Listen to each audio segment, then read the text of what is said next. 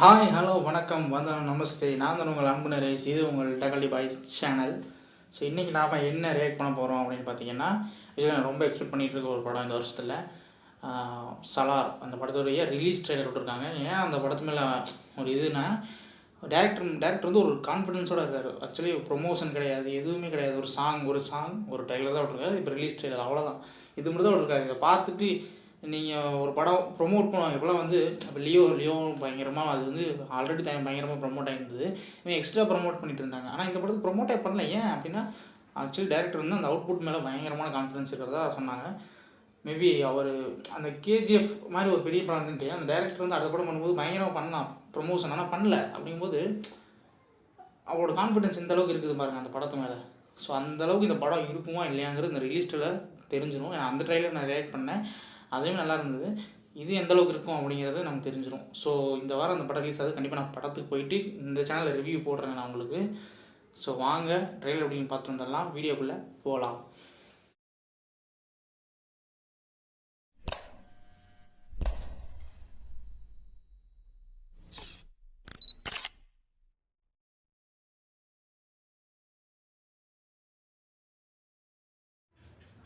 So ரெடியாக நண்பர்களே, எப்படி ட்ரெய்லர் வந்திருக்குன்னு பார்த்துருந்தலாம். 3, 2, 1 லெட்ஸ் கோ.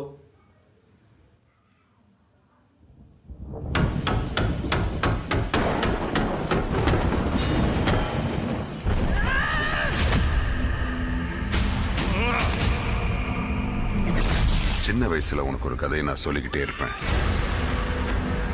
பாரசீக சாம்ராஜ்யத்தோட சுல்தான் எவ்வளவு பெரிய பிரச்சனை வந்தாலும் தன்னோட பலமான படைகள் கிட்ட கூட சொல்லாம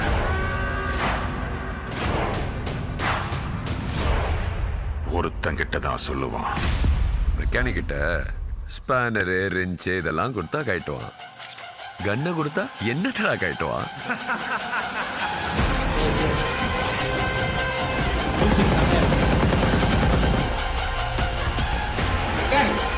ஹலோ சிவரா, வந்துட்டு இருக்கோம்ல. சாரி அண்ணா, நானே பின்னாடி போயிடுறேன். ஒரு என்ட்ரி போடணும். சுல்தானுக்கு தேவையான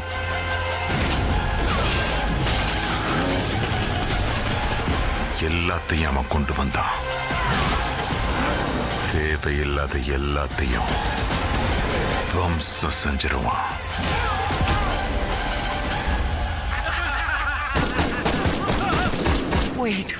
Wait.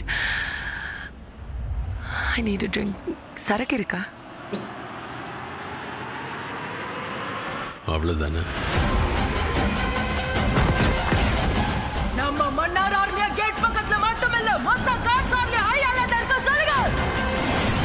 கான்சார்ல கால்குலேட்டர் வச்சுக்கிட்டு எந்த கணக்கையும் கணிக்க முடியாது.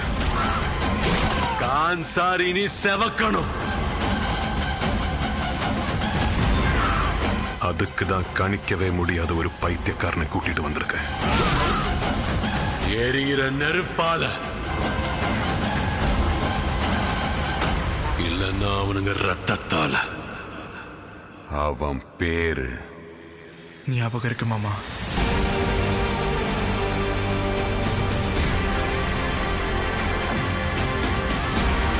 கான்சார் நிறைய பேரோட கதையை மாத்திருக்கு. ஆனா கான்சாரோட கதையை மாத்தினது 2 உயிர் நண்பர்கள் பரம விரோதியா மாறினதுனால.